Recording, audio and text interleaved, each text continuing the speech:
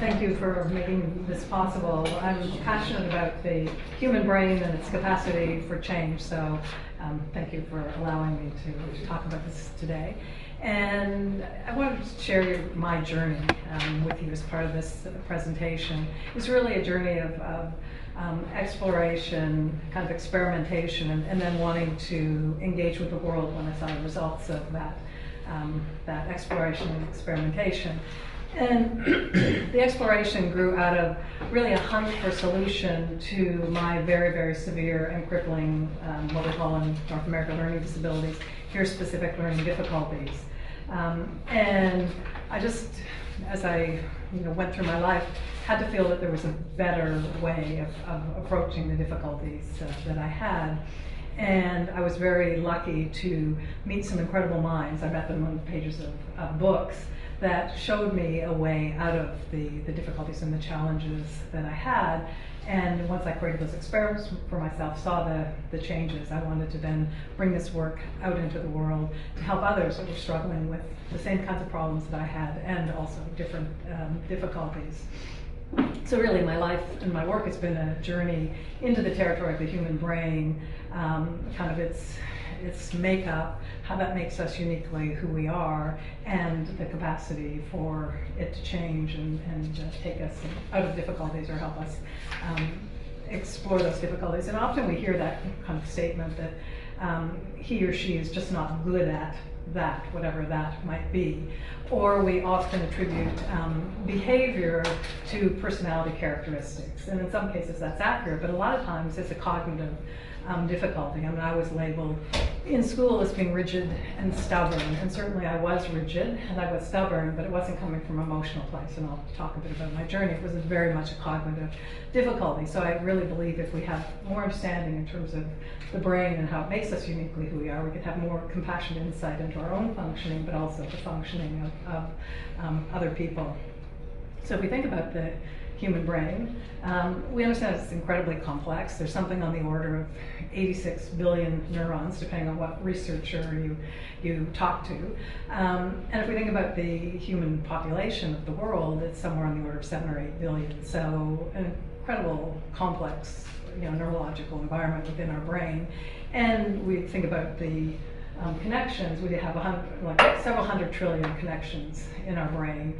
And again, that kind of analogy, comparing it to the Milky Way galaxy and all the stars, there's more complexity in our brain in terms of the connections than all the stars in the Milky Way galaxy. So to me what's fascinating is that the brain is what filters sort of our perceptions of ourselves, our perceptions of other people, our perceptions of the world, and our relationship to that world. And also research is telling us that no two brains are exactly identical. So if you think about, a loved one, a friend, and you note the physical differences between the two of you, different eye color, different shape of your nose, your ears, there are actually more differences between your two brains than those physical characteristics combined. So incredibly complex. It makes us uniquely who we are. So our brain does shape us, but to me what's incredibly promising is this concept of neuroplasticity. So not only does the brain shape us, but we now actually know that through harnessing the principles of neuroplasticity, we can actually shape our brain. So my story begins with my brain, and a lot of the different ways it didn't work very well.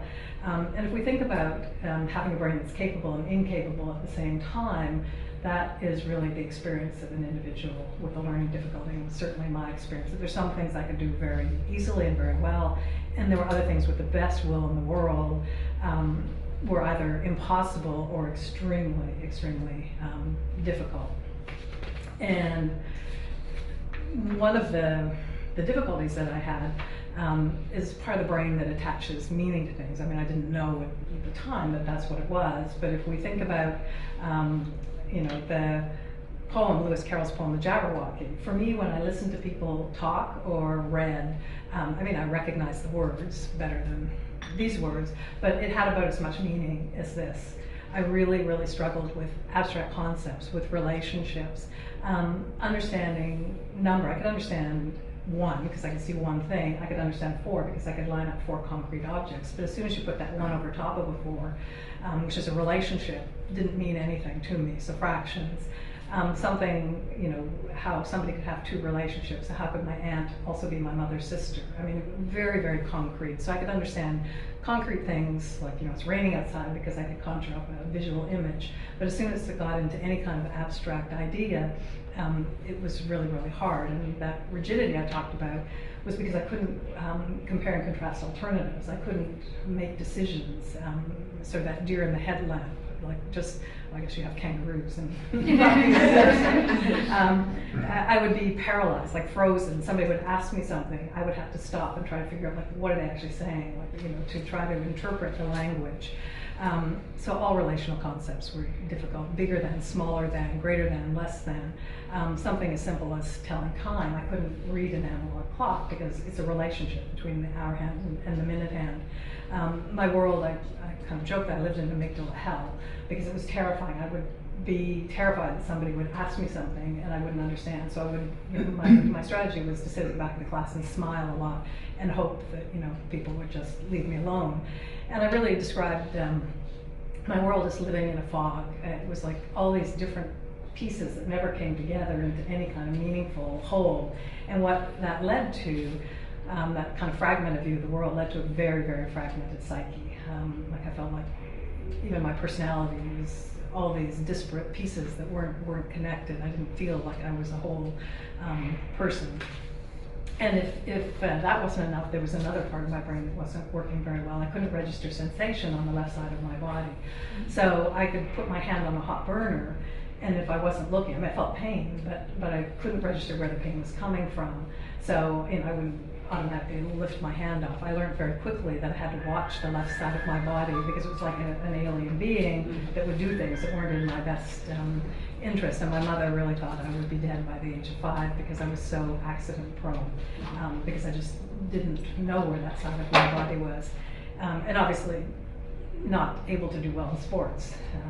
And so I was not an asset to any athletic endeavor. So I was the last child picked on the sports team. So I struggled, understanding concepts. I struggled athletically. And there was another area that wasn't working very well. And this was the part of the brain that builds spatial relations, that interprets space. So for me, something as simple as crossing the street was very frightening, because when you're crossing the street, and I was quite severe here, you create a mental map of where you are relative to that car coming at you, and I couldn't do that. So I knew that it was actually dangerous for me to cross.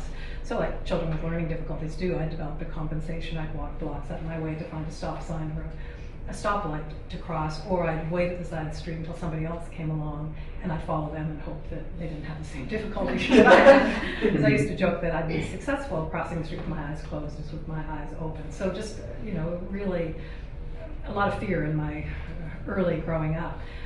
Getting lost, I would get lost because I couldn't understand how things connected spatially. So even as a child, I'd get lost in people's houses because I had no idea how, I couldn't create a map of how the rooms were connected. In school, things like geometry, geography, anything with a spatial relation was a struggle. Organic chemistry, I have to build those molecules. Even sewing, like home economics, where you have to sew from a pattern. I mean, my seam ripper was my best friend because I would sew things upside down, backwards, because I couldn't translate from 2-dimensional space to 3 dimensions. So that was sort of my early beginnings. And when I began school, this was in the late 1950s, it was in the time of what I call the pre-neuroplastic paradigm. So the belief in science at that time was your brain's fixed, basically hardwired. What you're born with is what you die with. And so if there's a problem, it wasn't very optimistic. The belief was you have to just accept it and learn to live within your limitations. And there wasn't even, at that time, the term learning disability or specific learning difficulty. So in grade 1, my teacher told my parents that I had a mental block, that I would never learn like other children, and basically all of schooling was going to be an incredible struggle. So I was told in grade 1, it was kind of almost like a life sentence: accept your limitations, it's going to be difficult, and that's how it's going to be. And I did have some strengths. I had a verbatim auditory memory, so almost like a little tape recorder. I could listen to things and play them over and over again to try to understand them. And I had a visual photographic memory, so I could memorize my notebooks. And in fact, I had a ritual as a child. I would, and this time I didn't understand about meditation, but I was sort of clearing my amygdala. I'd lay out all my notebooks on my bed. I'd kneel down and basically cry, like just from the depths of my soul, until there was no emotional energy left in my system. So I was draining my system of emotion and probably putting myself almost into a Zen state.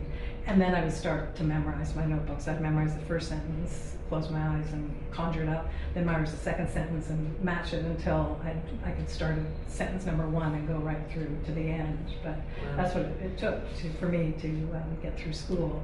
And I did have good executive function, so I had an incredible drive in terms of the prefrontal cortex. And also I was very blessed to have 2 parents, one a mother who was very involved in education, and a father who was an inventor and a scientist.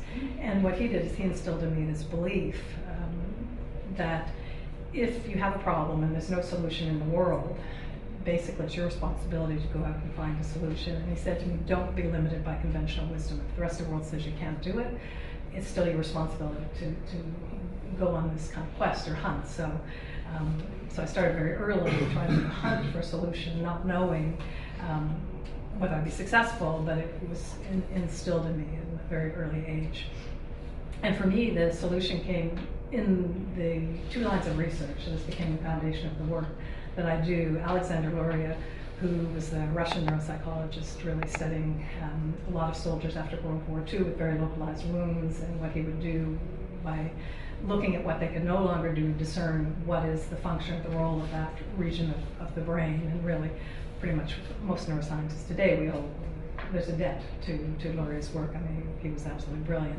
And so it was through reading a book that he wrote with a Russian soldier called The Man of the Shattered World, which was the story of Leo Vysotsky, who had a very localized head wound at a battle of Smolensk in 1943.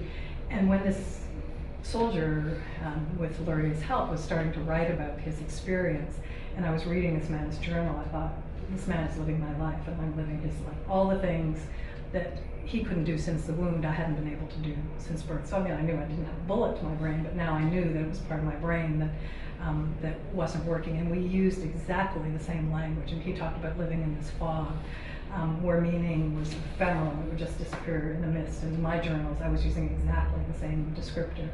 And you talk to students with this very specific cognitive deficit, they will often talk about living in this fog of confusion where they just can't grasp on to meaning, because that's what this part of the brain does. So that was, the first piece was you have to identify what the nature of the problem is if you're going to solve it.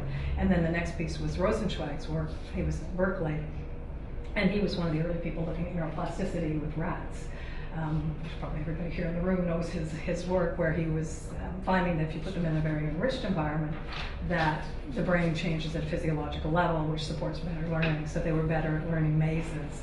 And he did a really interesting experiment, sort of buried away, where he blindfolded a group of rats and put them in a very tactile environment. And then when he looked at their brains afterwards, it was the somatosensory cortex, which is that area that registers sensation, had changed. And he put this little line in his study saying differential stimulation leads to differential effect. And that was the piece for me, the light bulb. I think you needed to find targeted differential stimulation to work that part of the brain that wasn't working.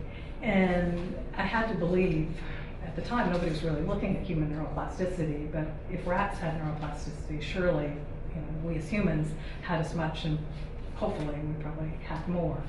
So this was sort of the genesis of the work. Could I find an activity or a task that would stimulate that part of the brain?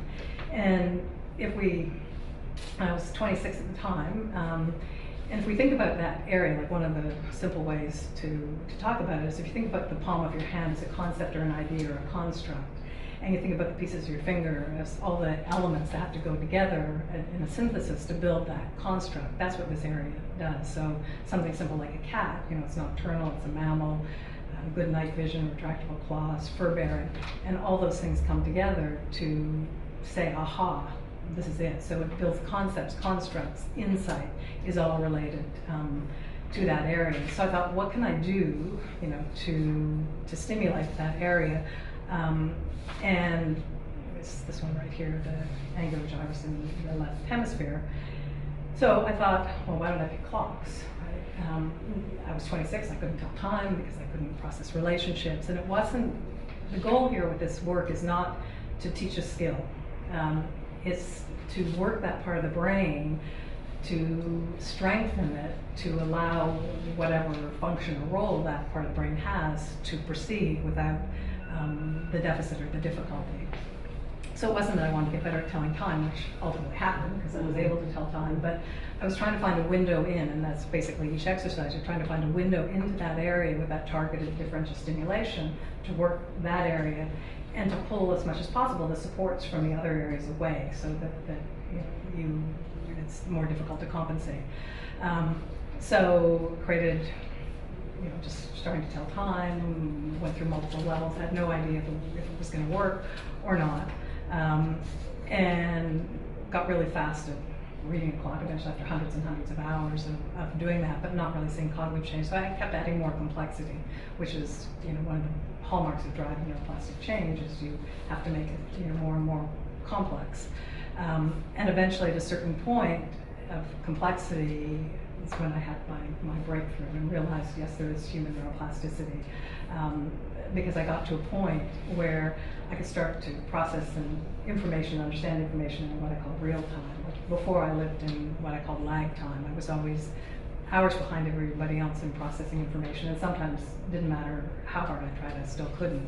So I would memorize conversations, I'd walk away and play them over for hours to try to figure out what people meant. And then if I did figure it out, I wasn't able to be part of that conversation because it was long gone. Now I could be in a conversation, I could listen to it, I could understand it actually as it's unfolding, I could make a comment, understand their comment back, and I could be part of human discourse and human relationship. Whereas before, I used to have this image, kind of just like that plate glass window there, that my face was pressed up against the plate glass window, and there was this banquet happening behind it, kind of this feast of human interaction. And I couldn't be part of it. So incredibly isolating. And in fact, at age 13, I attempted suicide because I just felt so alienated and isolated from the world, and I couldn't imagine, given that elementary school was such a struggle, how could I go and handle high school. The mixed blessing was because it was my learning difficulty that led me to that pain and anguish to try to end my life, but it was also the learning disability because I couldn't understand the instructions on how you did it. So it's kind of a mixed blessing. I mean, it was very painful at the time, but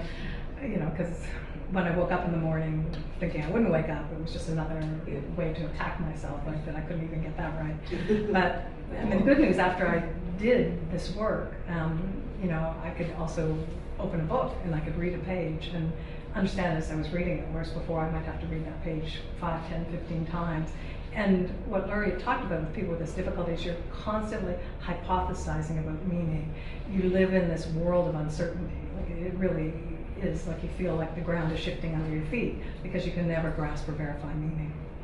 And now I could, and also I was no longer rigid. I could weigh alternatives and make decisions that I couldn't do before. And to me what was so profound, which I hadn't really anticipated, is it was like my psyche got integrated in a way that it never had before. So every night before I went to sleep, because I have a very good visual memory, and this just happened automatically, scenes would start to play through my mind from probably about age 4 right up until I was 26 at that time. And I'd say, oh my gosh, that's why that happened. That's why this person did that.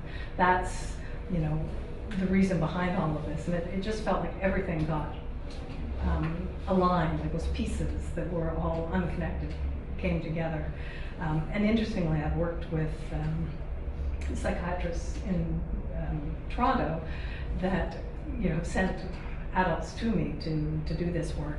And what they talk about is that they're a group of individuals that can't benefit from insight therapy.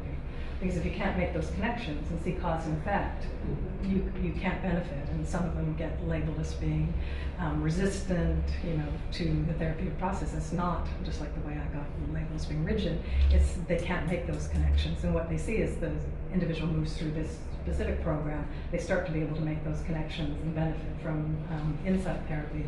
And interestingly, this summer we offered for the first time a 6-week summer intensive program in Toronto working on this one exercise.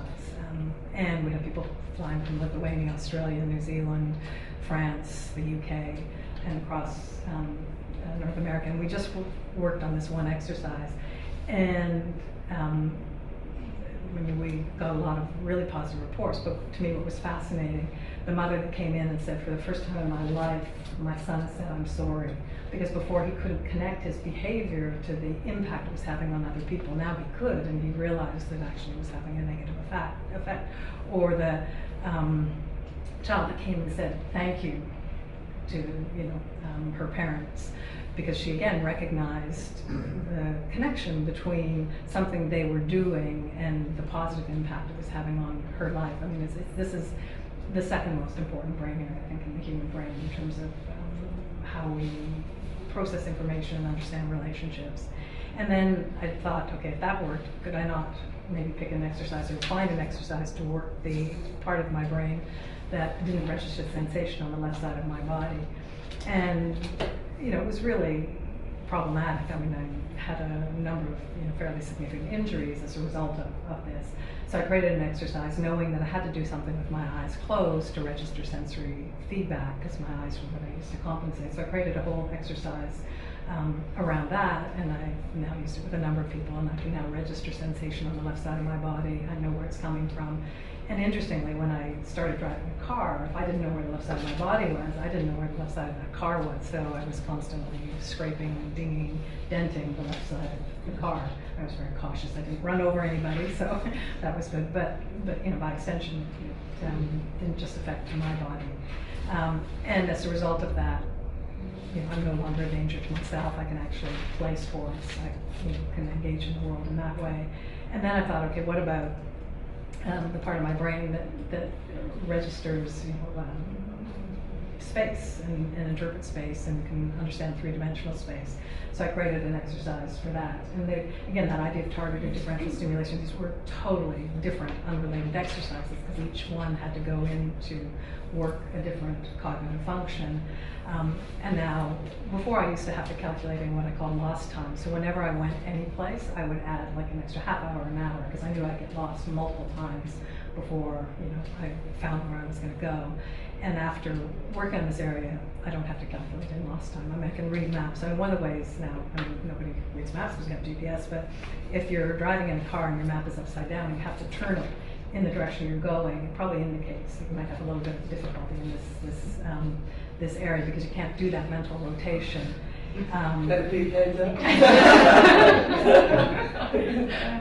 Maybe a little gender specific. Women have a bit more of a difficulty here. But now I can do that, and I can also, those words like some assembly required doesn't strike, terror in my heart. Like I can go to IKEA and buy a bookcase and actually construct it from the diagram. And interesting, if you think about chemistry, building those molecules is a spatial representation, and some of these difficulties are hereditary. My mother and I both had this spatial difficulty, and this child was interesting getting into the car with her, because we knew where we were starting, we knew where we wanted to end up, but it was a black hole in between, because there were no maps in either of our brains. And she had a good attitude. She said it's an adventure, right? We'll get there eventually, and we did, but never the same way twice. But as I grew up and understood more about these areas, I asked her at one point, had this really actually impacted her, other than it took us longer to get anywhere? And she shared with me that she went to university to study chemistry, and after first year was politely discouraged from continuing in chemistry because she had this difficulty. And I have 4 brothers. One of my brothers became a chemist, but he didn't pick organic chemistry. So if we think about these things on a continuum, my mother and I were at the severe end of the spectrum. He was probably mild, so he could do chemistry, but he struggled with the molecules. So he went into physical chemistry. So, I mean, no part of the brain is irrelevant. I mean, if there's a difficulty in any part, it will have some kind of impact. So I now address 3, different areas, and figured there's some value to this kind of work. So I started working mainly with young adults at that time that would come through the door, and obviously not everybody had the same 3 difficulties I had. So I would listen very deeply, go back into Luria's work, try to figure out what it was they were describing, what part of the brain that was, start to create exercises, and some things ended up in the garbage pail. But over time, created more and more programs, and currently have programs for 19 different cognitive functions, from the person who can't hold auditory information, the person that has no sense of number, reasoning, nonverbal interpretation, reading nonverbal situations, face blindness, motor planning related to writing. So a number of different areas, and just in the last few months we've put a cognitive profile questionnaire on the website if anybody wants to take it. It's all confidential. The results don't come to us. You can print out a little report to see, are there some areas of difficulty. So if anybody wants to do that, it's on the banner. It's arrowsmithschool.org. Started to work with more and more individuals, and one of the things I've certainly learned, there's no one size fits all in terms of the brain. I mean, there's some good cognitive programs out there right now to keep your brain stimulated and active, but they're general stimulation. If there's an area of difficulty, my strong belief and experience is you have to target that area. So a general kind of stimulation program that's a one size fits all will maybe keep your brain stimulated and active, but it's not going to address one of these kinds of difficulties. And certainly, so one parent said to me, school's just a metaphor for life. I mean, these do not end at the classroom door. I mean, if there is a difficulty, it will affect the individual not only within the classroom, but also within their life, as it did with me, and it really depends on the difficulty. And if we think about the brain, and I'm kind of preaching to the converted here, we know, like Laurie talked about, a functional system, we now call it a neural network, but we know there's no one part of the brain that reads or does any kind of intellectual task, that there are multiple areas that come together to carry out any kind of intellectual activity. And certainly in my work, what's critical, so this is reading out loud, and you can see in multiple areas, and I work with students that, if they're struggling with reading, may have any one of these areas or a combination thereof. And so my strong belief is, if you're going to address a reading problem, you have to first identify the component pieces and then address those specific cognitive functions that are the ones that are causing the difficulty for that individual. So if we want to look at one of these cognitive functions, you want to test yourself. This is in the right hemisphere. So I think everybody in the room has actually seen a cat at some point in their life. So if you want to take a second and just want to close your eyes and see, can you call up an image, like a visual image in your mind's eye of a cat? Just try that. And then if you want to open your eyes, and you can kind of see how you did. So some people see a really clear image, almost with the shading and gradation of the fur, all the way on that continuum. Some people will just see the back of their eyelids. And it's again that idea that cognitive functions work on a continuum. It's not an all or none, like people are across that spectrum. And I call if somebody has a problem here, I kind of name this the refrigerator dysfunction. And if the question is still out, are there gender-related specific difficulties? I mean, there's some indication maybe men aren't as strong on this area as women, and evolutionarily it probably makes sense that women have to kind of identify the plants and do all that, so probably stimulated that area. But this is the one where the person opens the refrigerator door and says, "Where's the mustard?" And it's like sitting right in front of them, but they don't hold the visual look or the visual image to match it up. This is the person that wouldn't like shopping because they'll walk by the item multiple times. This is the person that doesn't navigate by landmarks because they don't recognize the look of a place. Or Oliver Sacks' book, The Man Who Mistook His Wife for a Hat. This was this cognitive function. These are the people that don't like to meditate, because when you meditate, one of the ways is you call up a visual image in your mind's eye. And if you have a difficulty here, you can't call up that calm or tranquil scene. And so if you're strong here, really good visual image, landmarks, or if you're have difficulty, you can't find things. Like you're looking for something that's right there, but you don't recognize it as what you're looking for. I worked with a student that had actually brain damage in this area. He'd been hit by a car. And the first day he came into my school, he tried to leave through the filing cabinet because it looked like a door jam. It was rectangular and had a handle. And as we worked with him on this area, what was amazing was he developed a visual sense of humor. which I hadn't anticipated, because before the visual world had been flat to him. Now he could see it and kind of see irony and make jokes. Another part of this region that's more specialized is the one that recognizes faces. So if somebody has a difficulty here and they have a program for this, they won't recognize their neighbor if they're out of context. So they see their neighbor on their front porch, they recognize them because they're in the context of the house. 5 minutes later, they see them on the street. They don't recognize it. A friend of mine who actually worked on this area, who's a reporter at the Toronto Star, and she wrote for the arts and entertainment, so she wrote on the ballet, and I went to the ballet with her once and I watched, and she wasn't looking at people's faces, she was watching their bodies, and she said that's how she identified the dancers, was through their movement, because she didn't recognize the faces. But interestingly, she worked at the newspaper for 20 years, going up and down that elevator every single day, 5 days a week, and she didn't recognize any of the people on the elevator. A number of them she'd worked with for years, and she said she had 2 options. One, to just not say anything to anybody and probably didn't get a reputation for being rude, or she just assumed she knew everybody on the elevator and be gregarious, so she picked that that option. But once she got accused of being prejudiced, and what somebody said, all brown people look the same to me. She said, actually it's worse than that. She said, everybody looks the same to me. So it was just interesting that people attributed her behavior to sort of, again, personality traits, and it wasn't. She just couldn't recognize people's faces. But we worked on this, and she now is able to do that. And then this area is the parallel brain area in the left hemisphere, so that one was in the right. So this is the part of the brain that holds the look of a word. I call it symbol recognition. Other researchers have called it the brain's letterbox or visual word form area. So again, it's kind of a rough way, but I mean, if you close your eyes and see, can you see the letters C-A-T versus the look of the cat? Some people are much better at seeing the look versus the letter combination. And if somebody has difficulty here, this is the person that struggles with reading. The reading speed will be slow. They'll spell the word multiple ways, the same word multiple ways, because they don't recognize the visual symbol pattern.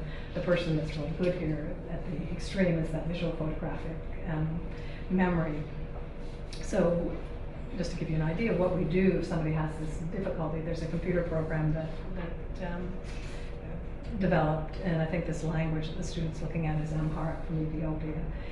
And the student has to go through a whole process of memorizing, unfamiliar foreign symbol patterns. And often people say, well, why do you pick foreign symbol patterns if the person's struggling in English? But if I picked English, I could use compensations, they could put sound to it, they could put meaning to it. As much as possible with this work, you want to take out all the compensations and target right into the area of difficulty to stimulate or strengthen that area. By the time the student finishes this exercise, they're holding 8 Chinese characters in their mind's eye. And at that point, English actually looks relatively easy. So what you see shifts are, this is one of the studies that was done. It was done in the Toronto Catholic District School Board, which is a publicly funded board. And we looked at students who were learning about 2/3 of a year per year. As we stimulated that visual memory, they start to double and triple the rate of learning in things like word recognition, reading speed, which made sense. Then a couple of other studies, again, visual perceptual functioning, basically anything learning visual symbol patterns shifted. And then we've done a number of different research studies. They're all on the website, arrowsmithschool.org. This was one at the University of Calgary, the Brain and Game Lab. And again, looking at, on the Woodcock-Johnson, changes in academic measures. So we see things like, obviously, reading, mathematics, writing. To me, what's more fascinating is we see changes in the rate of learning, which makes sense. Like, we're not teaching a skill at all. We're changing the brain's capacity to learn in very, very specific ways. So one would expect that what you'll see is these children that aren't keeping up with their peers, which is pretty traditional for children with learning difficulties, start to learn a year for a year, learn a year and a half per year, because the cognitive capacity is there to allow them to learn, and we've replicated this a number of times. And then we've also looked at changes, again, on Woodcock-Johnson in terms of cognitive factors or cognitive measures, so things like auditory processing, fluid reasoning, short-term memory, the kinds of things. And the changes are specific to the cognitive function that we're working on. So again, if people are interested, that's all on the website. But to me, what is most fascinating is, these are just the brochures that are on the website, but is the imaging research that we've just started to do.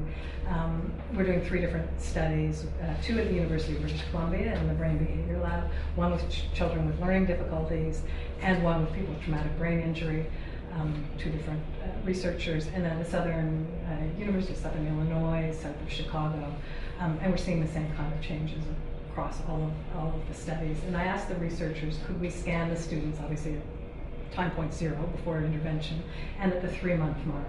Because what we see around the world in the schools with the students is about that 3-month mark that students start to experience cognitive change, parents start to see it, and teachers start to see it. So I wanted to see what are we seeing in the brain at that 3-month mark. And this is doing that reasoning exercise, the first one that I created for myself.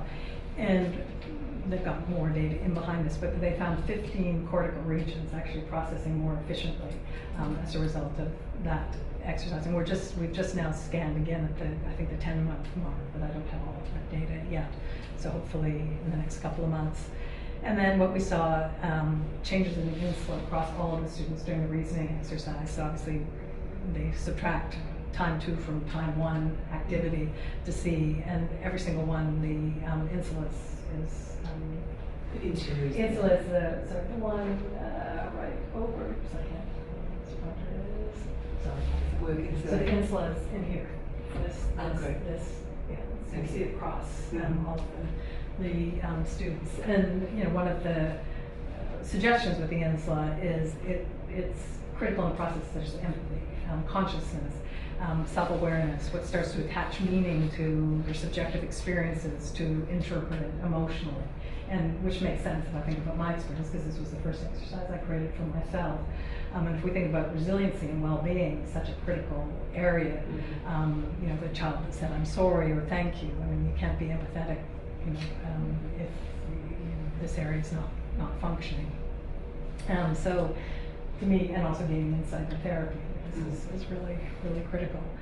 And then the other thing that we're seeing is these are students with the resting state brain activity, like a default mode network. And what you can see here is there's almost no prefrontal cortex activation at the time point 0. And we know a lot of these students have trouble with executive function, with planning, organizing, problem solving. At the 3 months into the exercise, they're starting, the prefrontal cortex is starting to engage and be active, and it's such an important area for creating strategies. And I believe I have specific programs for the prefrontal cortex, but I believe every single exercise that I've created has a prefrontal component in it, because there's a feedback loop, there's a mastery loop within it that keeps the person sort of engaged and reflecting on their performance and behavior, and then modifying it accordingly, which stimulates that area. So, and then the other thing we're seeing are changes in mind. Could I just ask you before you go, just to tell the group about the default network, and then just explain that to us a little bit, because not everyone may know about it. Okay. Well, it's a resting state, like when you're just kind of quiet and your brain is sort of processing more internally than really being engaged in the outside world. There are a number of brain areas that come together, and usually, the prefrontal cortex is activated. It's what they look at when they look at the Tibetan monks, that it makes you kind of self-reflective, more objective, versus sort of getting swept into situations and things. And the prefrontal cortex is really critical to that. And we can see in these individuals that were all identified as having learning difficulties that there was almost no activation. So again, what kind of allows you to regulate your behavior, to sort of reflect and step back and be more objective. Thank you. And then myelin changes. So again, at the 3-month mark, we're seeing, which is connectivity, right? The white matter change in the brain. So again, we're seeing that. So stronger connectivity to me, which is really exciting, and I'm really excited to see the next batch of data, and also see what we're seeing with the group with the traumatic brain injury. So I think in another month we'll have the scans for that group. So we see, changes in rate of learning, we see changes in academic performance, and we're seeing now the changes in the brain that are supporting all of those kinds of changes. And in some of the other areas that I have programs for auditory memory, this is the person who just doesn't hold information that they listen to. And some of the adults I work with, they have post-its notes up all around their house to remember if they don't have their to-do list, they're lost. This is the student. They'll come home from school and has no idea what their homework is because they just can't remember what the teacher asked them. And these individuals often will get labeled as irresponsible. They aren't irresponsible, they just can't hold the auditory information. So this is the individual that's asked to do 3 things, they walk away, they may do 1 and not remember what the other ones are. And then work with people that struggle with numeracy, number sense, what one researcher calls quantity blindness. And so to them, like 10, 100, 1,000 all mean the same thing. So these are the people that will run out of gas on the highway, they can't time schedule, they can't budget. I had an adult who when she got her paycheck, she had a series of envelopes. So one said rent, one said food. And if she didn't cash her check and put the money in a different envelope, she'd get to the end of the month and have no money. And it wasn't that she was irresponsible, she just had no idea where that money went. So she created that strategy. And obviously we worked on that area, and now she can hold number and understand number. These are the students that can't learn their math facts. Or I work with psychiatrists, I work with a lot of professionals as well, and she would always run overtime. She couldn't manage her schedule, right, or double book clients, because again, she had no sense of like how long anything took, and she couldn't balance her checkbook. And then the individuals that struggle with motor plans, so these are the people you can talk to. They're really articulate, they tell you a great deal of information, and then you put a pen or a pencil in their hand and almost nothing goes down on the page of the paper. This was a student who was given 10 minutes to write on something, and this is what he could do, and then a year later, in the same 10 minutes, this went on for 3 pages. And we weren't working on handwriting. That's the power. And we didn't teach him the skill. He didn't have any handwriting practice. We worked on the part of the brain that translates thought into motor plans for writing. And so he had all the ideas, we were putting them into his head, he just couldn't put them down on paper, and now he can. And then there's another area that I find fascinating, the right prefrontal cortex, which one researcher calls cognitive Goldilocks, because it's the part of your brain that allows you to project yourself into a situation, a nonverbal situation, and then kind of anticipate what outcome you want. And how are you going to go about getting that? So you're creating plans and strategies, but sort of in nonverbal situations. So someone who's strong here would be a really good negotiator, because they can do that moment by moment reading, they have a plan, they stick to that plan, but they have to modify it based on the other person's response. If somebody has some difficulty here, they do what I call premature closure. They'll look at 1 or 2 elements in the situation, make a conclusion because they won't actively survey, and then they'll run with that information, which didn't take everything into account, so they'll get into trouble socially. They'll be awkward, kind of just a little inept socially. And I had a student that had this difficulty. She was, I think, 12, and in her neighborhood, nobody would play with her whatsoever because they all said she lies all the time. So I showed her this picture and I asked her to tell me what she thought was happening in the picture. And she told me they were playing badminton. And I think probably people play badminton here, and you look at that picture, it doesn't really look like badminton. But, okay, so if we look at this woman's hat here, she has netting on her hat. And it was she had quite a significant difficulty here. And so what she did, that premature closure, she fixed on one element in the picture, and that triggered an association with badminton, and they're playing badminton. So no wonder everybody thought she was lying in her neighborhood. It wasn't she was lying, this was her worldview. This is how she interpreted her world. I mean, we addressed this area. She's now in her 30s, and successful, happily married, can navigate the social world. Then I showed an 18-year-old girl this picture, and she told me they were at City Hall in Toronto. And again, I'd been to City Hall, and it really didn't quite look like that. And she focused on the rope in the foreground, and she'd been there the week before, and there was an area cordoned off with the rope. So again, I mean, these are fairly significant difficulties with these 2 individuals, but imagine what their social reality was like. I mean, the girl that misinterpreted thought they were playing badminton. I got a call from her mother one day saying her daughter had come home and said that she couldn't get her work marked because the teacher was sleeping. And I thought it's probably unlikely that one of my teachers was sleeping in class, so I investigated.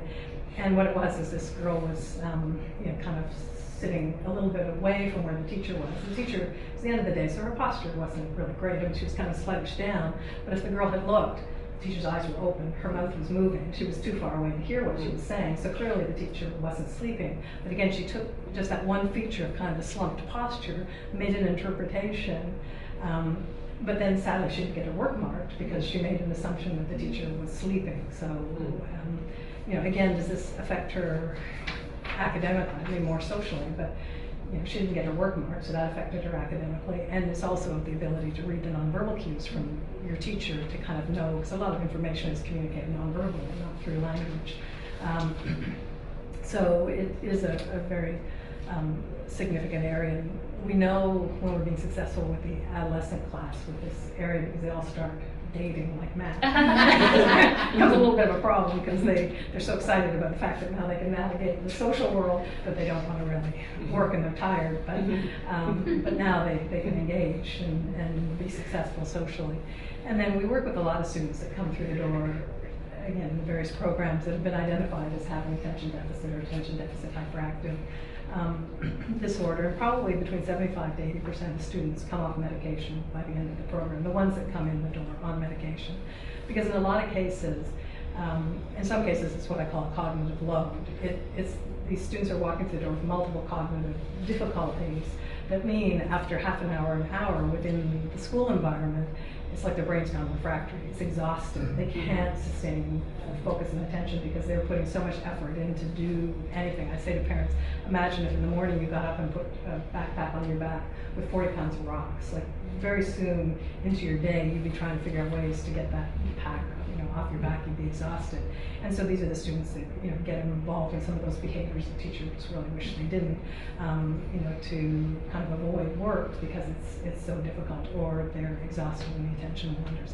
As we address that cognitive load through the cognitive stimulation, they can sustain attention because they can do what they're being asked to do. They don't need the medication.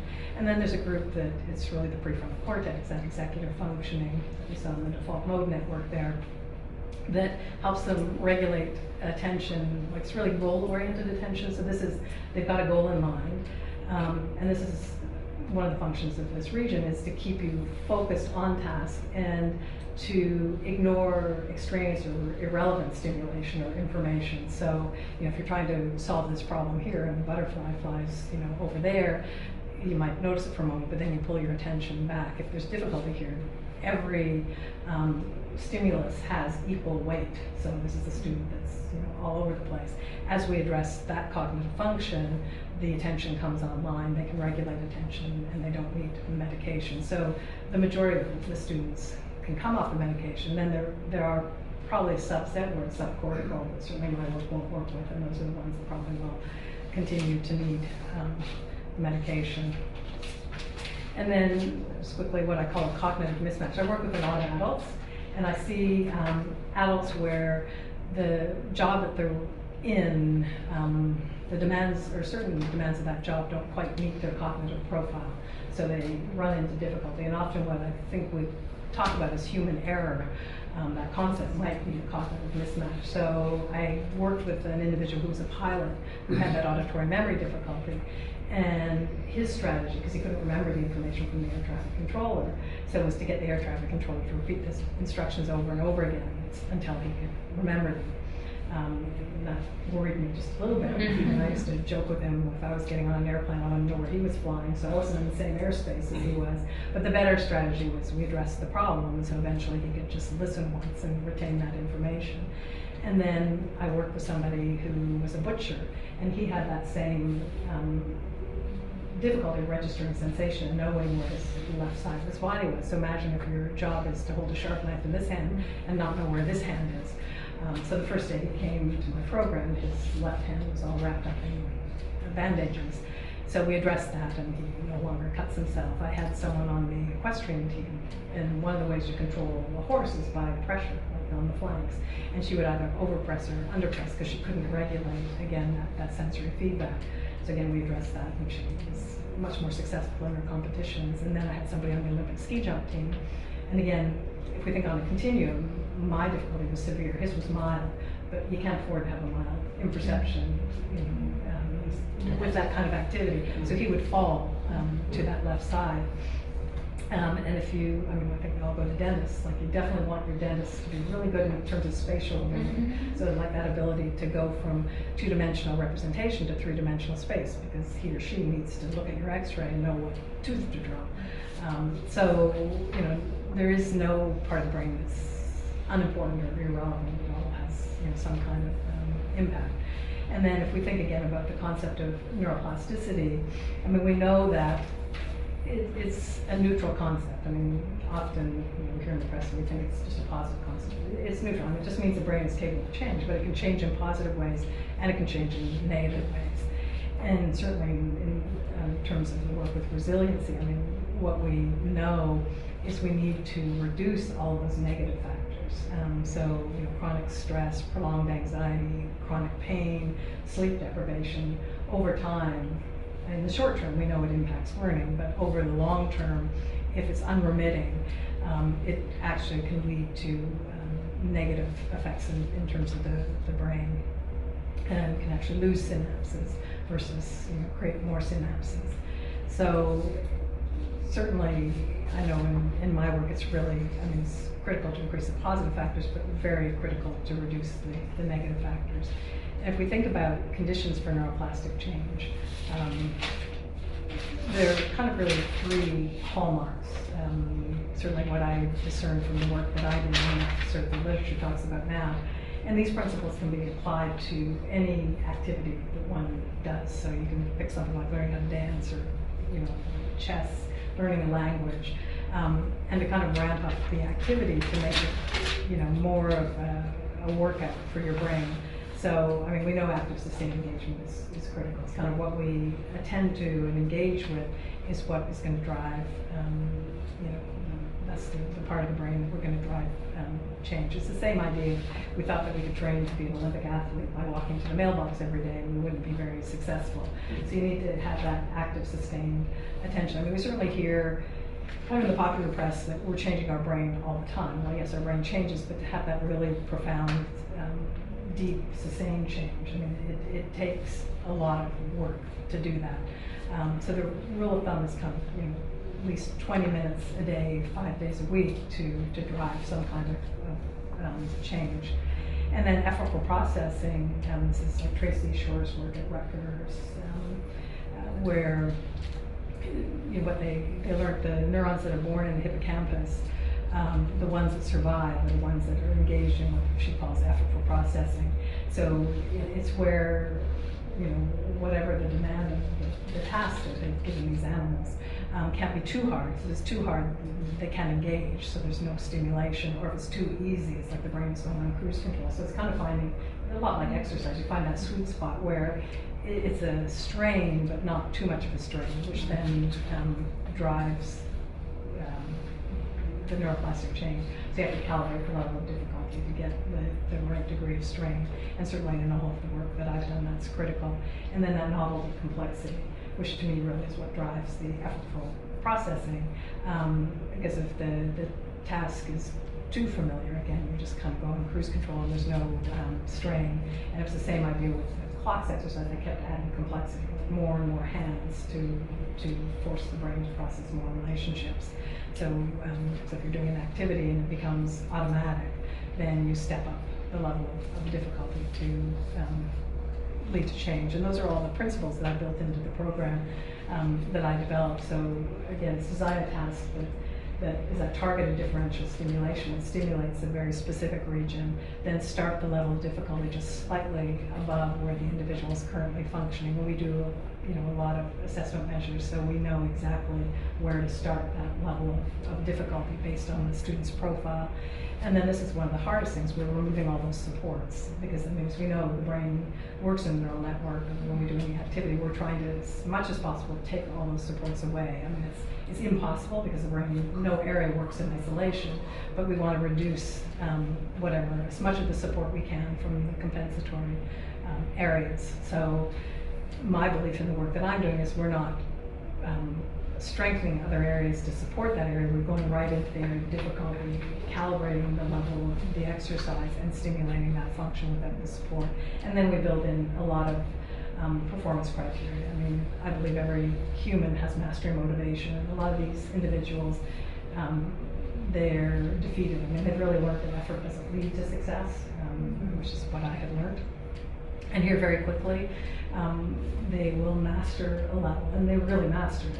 And then they'll step up the level of difficulty, and very quickly they start to engage that effort does lead to positive reward. So they have to meet certain criteria: accuracy, consistency, and automaticity. So accuracy, 90% or better. And a lot of students will put up their hands, but isn't 50% pass? Well, not where your brain is concerned, because before we step up the level of difficulty, we want to really make sure that cognitive function is holding at that level. So they have to attain 90% accuracy, has to be able to run a certain number of trials, because again, it has to be consistent. And then it has to be as automatic as possible. So if something is taking them 10 minutes, but it should take them 10 seconds, we have to get them down to 10 seconds. So they all know the criteria they're working towards, and they master it. Then it steps up to another level of difficulty. And this just kind of reinforces that. I mean, just again, all the research says, you know, we can make quick neuroplastic changes, but for it to be profound and sustained, it takes a lot of work. And I mean, the students are working on cognitive exercises between 3 and 4 hours per week, you know, over a 10-month span to affect change in one area. It's not a quick fix. And then, near and dear to my heart, the whole idea of brain health and stress. I mean, which is what we know. A few more minutes of this, and then we might think about it. Sure. Okay, and just this one, incidence of learning disabilities, because that's the area I work in. We know it's about 10% of the population. There's a lot of research to show, I mean, you know, in terms of mental health impact of having a learning disability, you know, literacy levels lower, unemployment levels higher, mental health self-report significantly lower for individuals with learning difficulties. You know, 25% of the population is in Canada incarcerated have learning difficulties. It's probably higher, but that's conservative. And what we know, like these mental health factors show up in the research about age 8, and probably much earlier. I mean, starting school for me was a mental health issue, and they increase over age, and individuals with learning difficulties have less supports. I mean, they tend to be not in long-term relationships, so all of those kind of self-protective or protective mechanisms aren't there for social emotional support. I mean, we know adolescents with LD, you know, I can attest, are at higher risk for attempted suicide. So tremendous cost, and this is again this was this huge study that was done in Canada that looked at census data, and huge difficulty. And when I read all the research, I think I could check off every one of the mental health factors for myself, other than I've never been in prison and I was employed, but other than that, the cost. So, and if we think about World Health definition of mental health, individuals with learning disabilities don't meet this criteria because of their challenges. So for me, I mean, I think about this kind of marriage between neuroscience and education. I mean, my true dream would be if every child starting in grade 1, kind of a third of their day would be devoted to doing, you know, cognitive programming, a third of the day, you know, well-being, resiliency, and a third of the day learning. What, you know, the difference that would make in terms of our population. I mean, for that, in terms of the cognitive programming, you know, certainly in North America, children get identified around grade 2 or 3.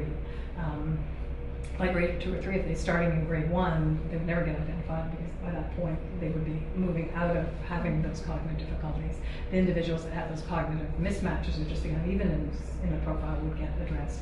I believe every child can benefit from the cognitive programming, and then with as that's moving forward with the mental health and the resiliency, where they can have the insight, understand the cause and effect, be more objective. I just think it would make a huge difference. And I hadn't mentioned also just the research certainly coming out of Canada and probably elsewhere is also showing that individuals with learning difficulties also have higher incidence of having physical ailments. And certainly I developed a condition that affected my like an autoimmune difficulty, and I believe it was because of all the stress of, you know, having a learning disability that's unremitting. So having a learning disability has a huge impact both on your mental health, your physical health, and your well-being. Thank you so much.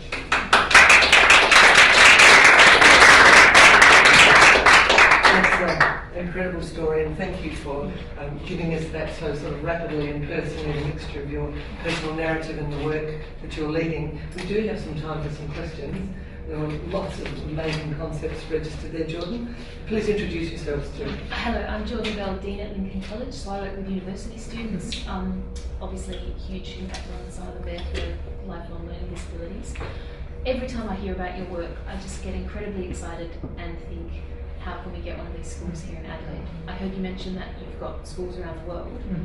What's the process for extending this to the students in South Australia? Getting a school that's interested. And it can be elementary, high school, college level. It can be at all age. So the first thing is a school needs to want to implement the program. And really exciting, we're doing our first teacher training in Sydney in January. So, but the first step is there has to be an environment within which to offer the program. So it's the school, needs to be interested in the educational institution.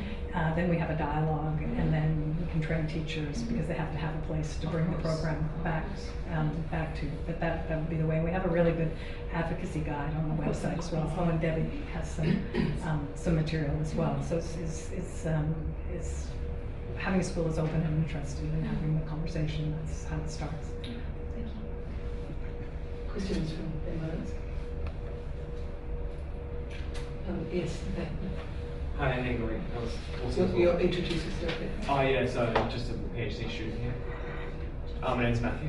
And anyway, have you ever noticed a difference in the potential for plasticity by age? Interesting. I haven't seen it by age. A lot of research suggests there is, but I've worked with people at 5 and 81, and the 81-year-old made the same progress as the 15-year-old, to me, which was incredibly promising. But I do see variability, like differences in plasticity. So I've seen 2 students, very similar profile, same gender, same age, like nothing that you could see on the face of it that would make them different. They both made change, but one went 3 times faster. And we know there's a lot of genetic variability and markers related to plasticity. So they both had it. One just had kind of more supercharged plasticity. And have you ever looked at adding other activities on top of the cognitive side, like for example exercise, which is known to boost neuroplasticity? Have you ever paired the 2 together? Not in terms of research. I certainly encourage the students to be engaged and involved in exercise. I know all of that research, obviously healthy diet, reducing stress, meditation. We do some mindfulness in my school, and we encourage other schools, but that's a personal choice. But definitely mindfulness we have incorporated. Yes. Hi, my name's Carly Wrights, and I'm a psychologist with the Education Department, and I have so many questions I want to ask, but probably the first one that came up as you were talking is you've spoken about having learning difficulties, and I'm wondering what actual diagnoses do you have, or if you don't have any, as a psychologist, what would you diagnose yourself with? What do you see as psychologists coming in and diagnosing you with now? What, language disorder, semantic pragmatics, non-verbal learning? In my head, as I'm listening, I'm thinking, and I just want to know, what do you Would I actually put that in? When I started at school and when I was identified, we didn't have the concepts, so there weren't categories to put me in other than I was called, the mental block and unintelligent. But I do think about that, whether auditory processing possibly, but I don't. For me, I like to go under the label, because those labels. We love to label, right, and put people in a basket. But if we start to look at the cognitive components, it's to me so much more powerful, because I could have been in multiple baskets. Whether dyslexia, when I started to read, I read things backwards, I struggled with reading, I wrote everything backwards, but I would have had numeracy difficulties too, because if I added a 2-digit number, I could start here and go over here and go down there. It didn't mean anything to me, so they were just numbers that you added in any combination. So probably, I don't think nonverbal, because actually that was an area that I worked. I could read people nonverbally, I couldn't understand their language. So if I was vulnerable to a con artist, it was because I couldn't hear the logical inconsistencies in what they said, and I couldn't get jokes because I didn't understand the irony. But at the nonverbal level, I could read all of that. So yeah, probably auditory processing, maybe language disorders, and certainly semantic difficulties, absolutely. But, yeah, is it still difficult for you to process, you know, the semantic relationships between words? So No. you still don't go home and do your 10-hour processing, you know, Oh, on the yourself? exercise? Yeah, No. well, you were saying how you used to go home and you'd lie in bed and you'd process the day or the conversations, and, you know, I've seen people who speak of their kids being 3-week processes. You know, they literally take 3 weeks to start, you know, talking about a conversation that was had 3 weeks ago, and it's really hard for the parents to go, oh, really, are you still processing that? So, you know, people have varying lengths of time that they take. Some people can do it on the spur, you know, and that those people are very good socially, but other people take a really long time. I'm wondering, do you still take a long time? No, I can do it pretty automatically. Okay. No, I mean, that, to me, the power of this work is once the function is there, it just operates.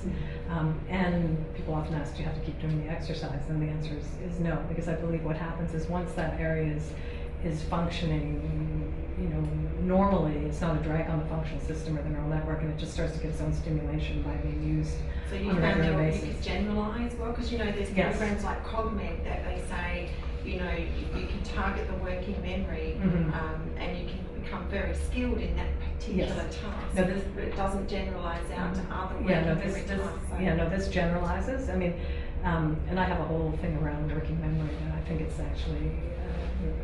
I disagree with the concept, but that's a whole other conversation. Because I think every brain area has its own form of working memory. I don't believe there's a unified concept of working memory, but that's just my personal belief.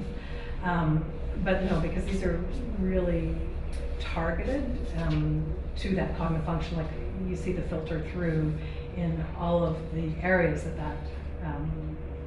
that function participates in, and we see that really broadly.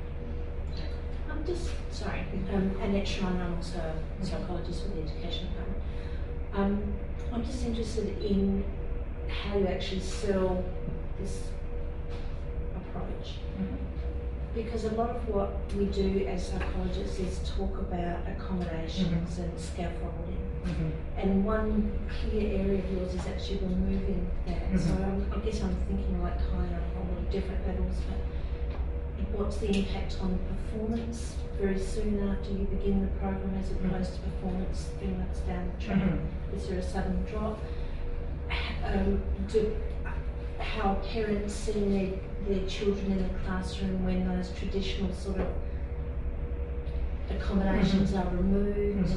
What's the impact on other kids in the classroom? So it has to be a whole school approach, doesn't it? It really is a whole school approach. I mean, what we do is, if a school wants to take it on, we create what we call a cognitive classroom within that school, or a cognitive laboratory. So there's a teacher that's trained that works with, you know, one teacher to 10 to 12 students, kind of a traditional ratio.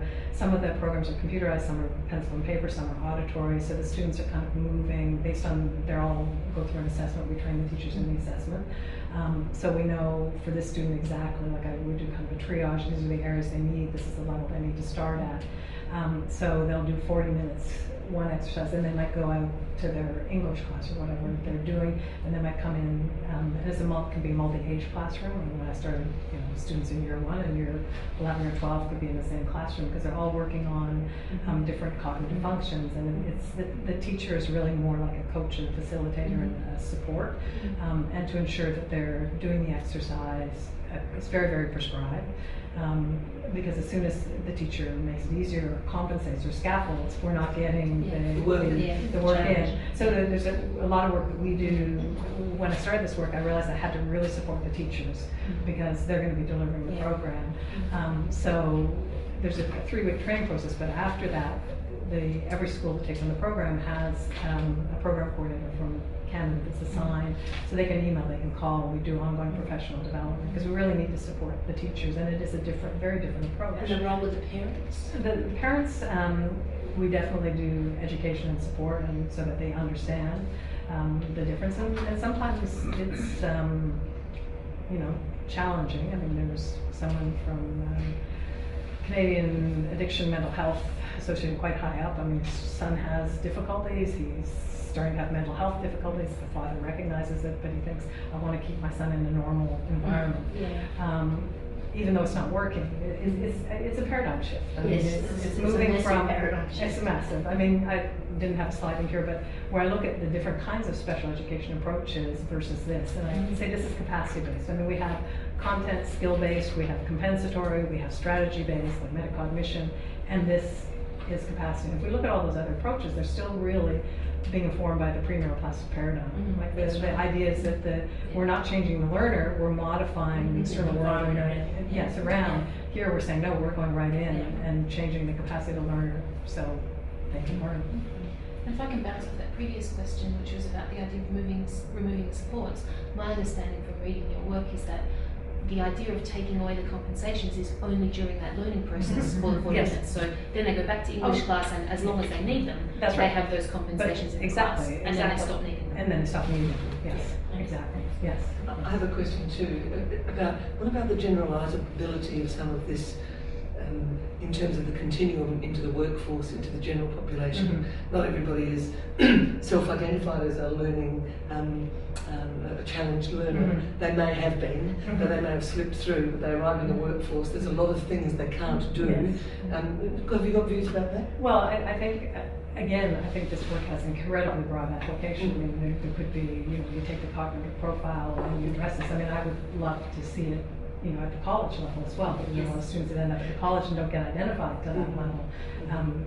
Is talking to two Ivy League universities in Boston, which it won't happen this year, but we're contemplating taking that reasoning exercise and putting it in their incoming business school, which to me would be fascinating. Those people can reason really well. So it has huge application. Like, whether you pick one exercise and do that across that group, or whether you do it more looking at the cognitive profile and then picking the exercise. The challenge is you need 4 hours of that activity across probably 10 months. What's willing to do it? Yeah, of course. But I mean, we have a Jesuit college in Montreal that took the grade 7 and 8 cohort, non-identified, and put them on the reasoning exercise. We had a school in South Carolina that took their incoming grade 2 class and put them on cognitive exercise. And we're looking at the Catholic Education Office in Sydney taking a whole cohort in grade 1. And because there's certain tasks that are necessary to learn at certain ages, and you can pick the cognitive function that can best work that task. So be real. We've got time maybe for one more question, then we're going to have to really wrap up because you're due to head off to St. Peters before too long. If I'm right, do you want to Four. Look, in some ways, it's building on your comment, question then, Gabriel. It's about the observation that I made that you put up a list of some of the negative indicators associated with people learning difficulties. Lack of performance in school, underperformance in employment outcomes, and longer-term life course outcomes, poor social relationships, all that sort of stuff.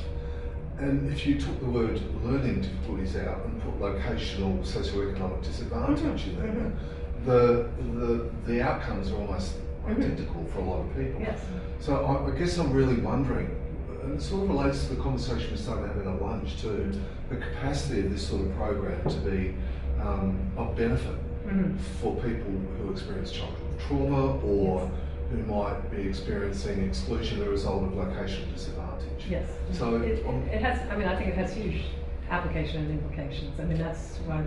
I mean, we just saw it as a normal part of curriculum. Starting school. I mean, anybody can benefit. You don't have to have learning difficulty to benefit from this kind of work.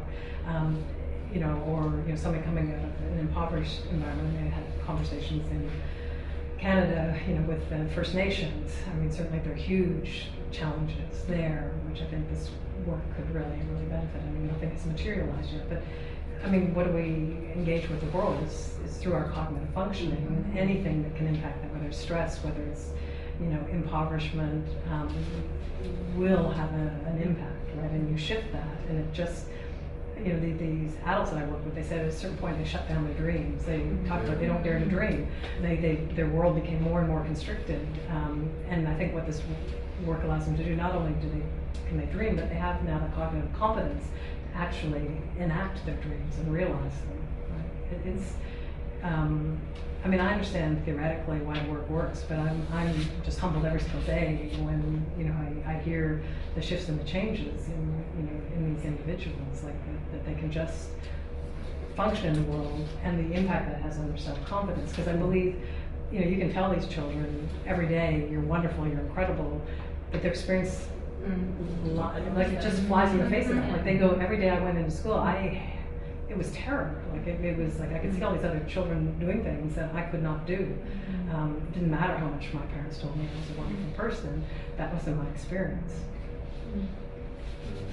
And we had a brief chat at the end of lunch about and you mentioned it slightly in passing, the resonance or possible linkages or synergy between what you're doing and the state of well-being that we're trying to build here using positive psychology to measure and build. Well, I think, I mean, that is my dream, is that there would be some integration between the two lines of work, because they're so key and critical. And if an individual doesn't have some of the cognitive wherewithal, they can't benefit from the resiliency. Like, I would not have benefited from that kind of program because I wouldn't have understood it. I wouldn't have been able to have insight. So I think there would be a wonderful opportunity to collaborate. So I'd be really interested to see how that could work. And this is sort of early conversations partly towards, wouldn't it be good if we can find a way to collaborate? So we'll certainly be interested to continue the conversation. I'm going to just show you down through the building and walk slowly down to your car at 4 o'clock. But I think we'll call this a conclusion. And if I could see a show of recognition from